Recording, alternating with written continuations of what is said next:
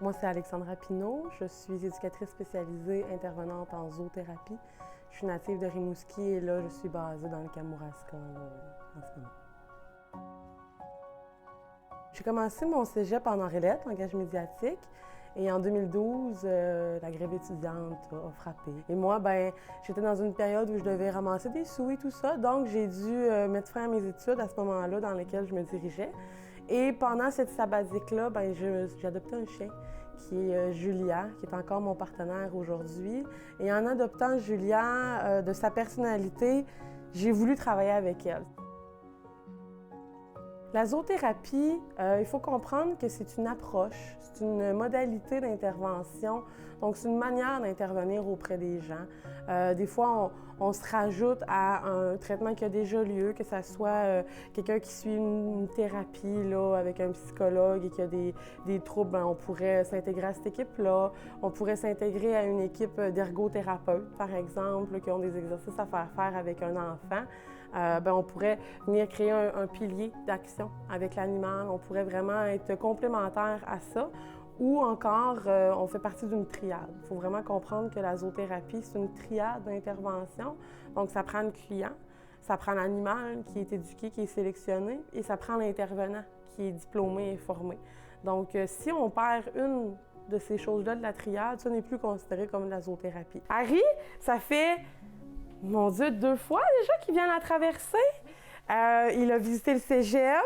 Donc là, aujourd'hui, il se fait mettre son petit foulard partenaire d'intervention de zoothérapie parce qu'il a été comme sélectionné comme partenaire officiel. Donc, c'est un moment qui est assez particulier pour un partenaire parce que ça veut dire que sa carrière, elle commence. J'aimerais ça que ce soit Cathy qui lui mette. Wow. Et voilà! Bravo. Ouais, on peut même l'applaudir! Bravo! Ce matin, on était à un organisme La Traversée.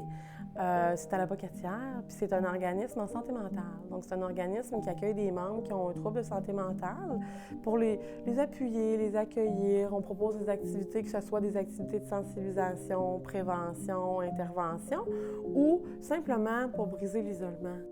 Donc, on va faire chacun notre tour des défis. Ceux qui ne veulent pas en faire, je comprends. C'est sûr que quand on le fait, on se porte au jeu, puis c'est là qu'on découvre des choses sur nous. Entrer en contact avec Julia. Là, c'est à moi. Mettre fin à ce contact grâce à ton énergie. On s'intègre une fois par mois dans une activité où on met une thématique. Donc, ce mois-ci, en janvier, c'était les résolutions. On a parlé des résolutions, de la manière d'atteindre nos objectifs. On a tout fait le parallèle avec des défis avec le chien, parce qu'on avait un objectif dans le moment présent.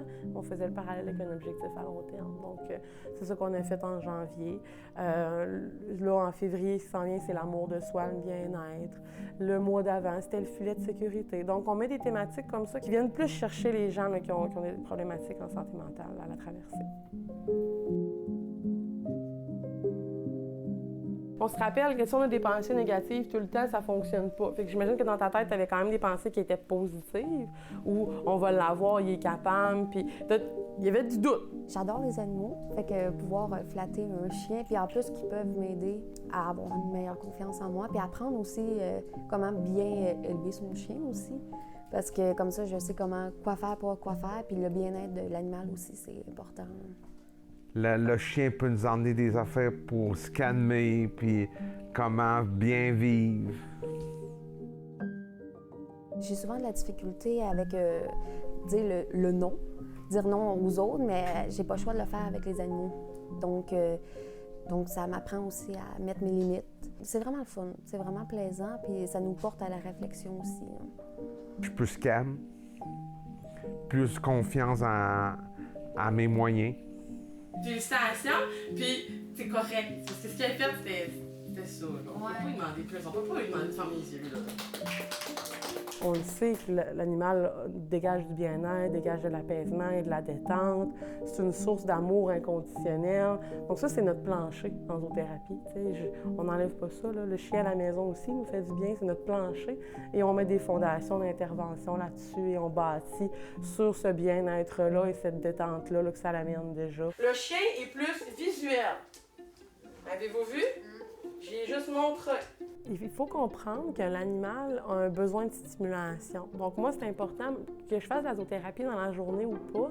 C'est primordial que mon animal ait de la stimulation cognitive et physique. Donc évidemment qu'il y a minimum un 30 minutes par jour où c'est des jeux à l'extérieur, où on s'amuse à l'extérieur. Et il y a minimum 15 minutes de dressage. Donc là, quand je dis dressage, c'est vraiment de l'éducation, faire des tours avec le clicker. Fait que ça, c'est de la stimulation cognitive. Et ça, la stimulation cognitive leur brûle 10 fois plus d'énergie que de courir à l'extérieur. Touch! Touch! Touch! Harry, en ce moment, il a 6 mois. C'est un épagnol Springer anglais. Donc là, en ce moment, il est en train d'apprendre. Ce matin, il a reçu son foulard d'intervention de la part d'une membre de la traversée parce qu'il a été sélectionné par rapport aux dernières activités qu'il a faites. Il fait des petites erreurs, mais c'est des erreurs où il monte sur les gens. Donc, c'est des erreurs d'amour et de joie. Donc, on est quand même capable de cerner que c'est un animal qui aime ça, être là. Il aime vraiment, vraiment ça, tout ce qui est faire des tours, travailler.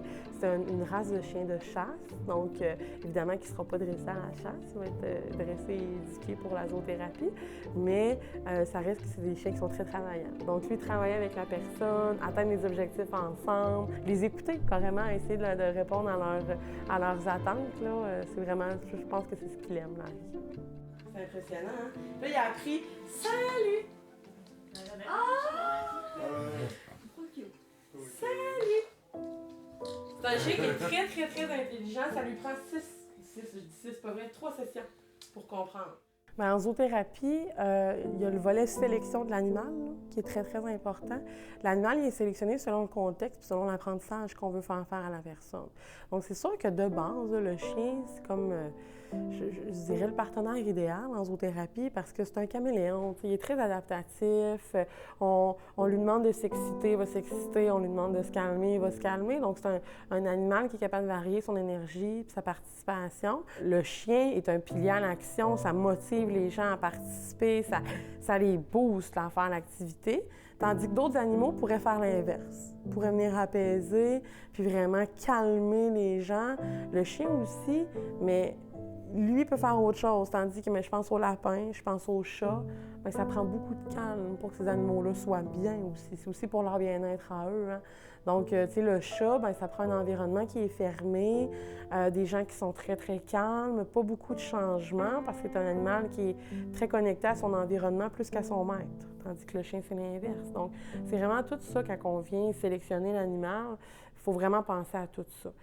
Les chevaux, par exemple, ils viennent chercher des choses très différentes chez les gens, puis ça prend des gens qui sont solides quand même émotionnellement et prêts à vivre ça, parce que c'est des animaux, c'est des gros animaux qui nous ramènent beaucoup dans les siens maintenant, qui nous ramènent des fois dans des réflexions qu'on n'aurait pas eues avec un autre animal.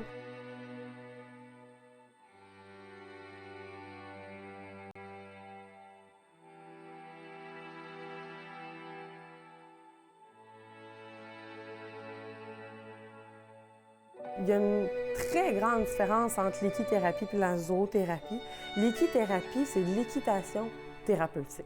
C'est vraiment ça, c'est de l'équitation thérapeutique. Donc, les gens montent à cheval. Ils vont faire de l'équitation. On selle le cheval, on monte dessus et on travaille la motricité globale, la motricité fine. Tu sais, ne serait-ce d'attacher la reine, c'est une petite motricité fine. Donc, on vient vraiment travailler des fois des choses qui sont plus physiques sans pour autant enlever tout l'aspect émotionnel puis cognitif. Parce que je veux pas de faire travailler un cheval, de le faire avancer, de le déplacer à d'autres chevals, bien, ça booste des affaires, ça nous fait réfléchir, ça travaille plus que le moteur, ça c'est sûr.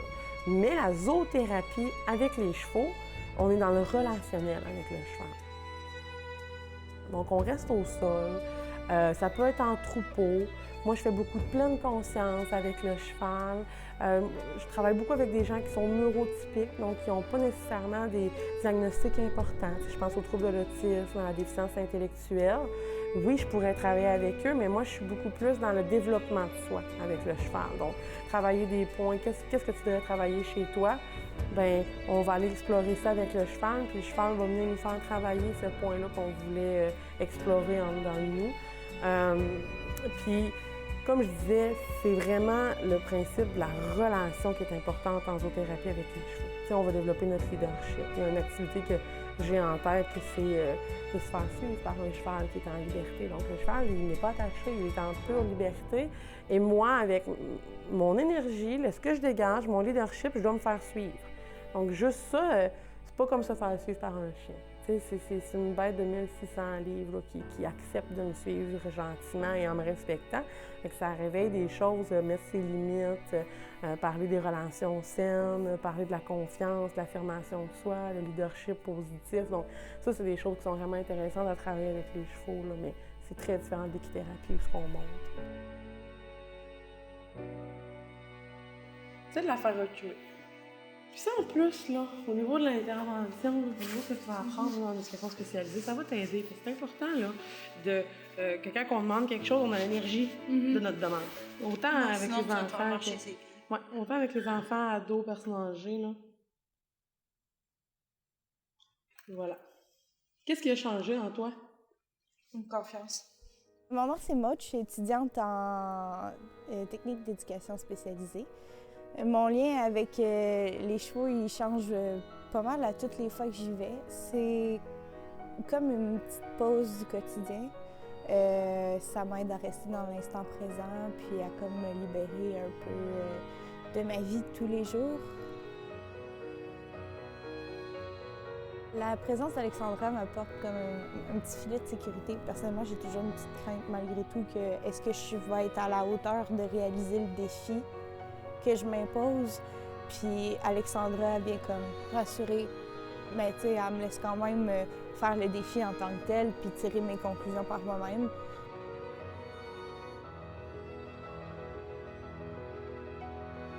Les effets paraissent.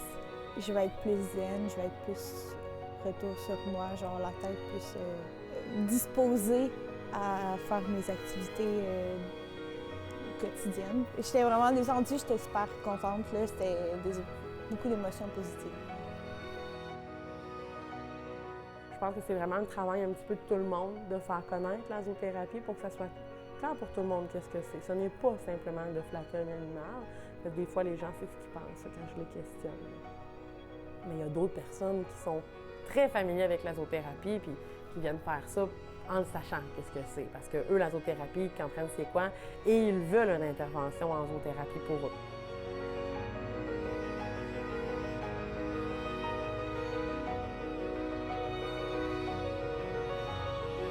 Quand on bâtit une relation avec quelqu'un, quand on travaille avec quelqu'un sur un objectif, c'est dur de l'accomplir en une séance, 2 séances. Donc, je dirais vraiment que mes projets futurs, c'est justement d'avoir des projets, des programmes qui sont montés pour des milieux. Pourquoi est-ce que je fais affaire avec un zoothérapeute?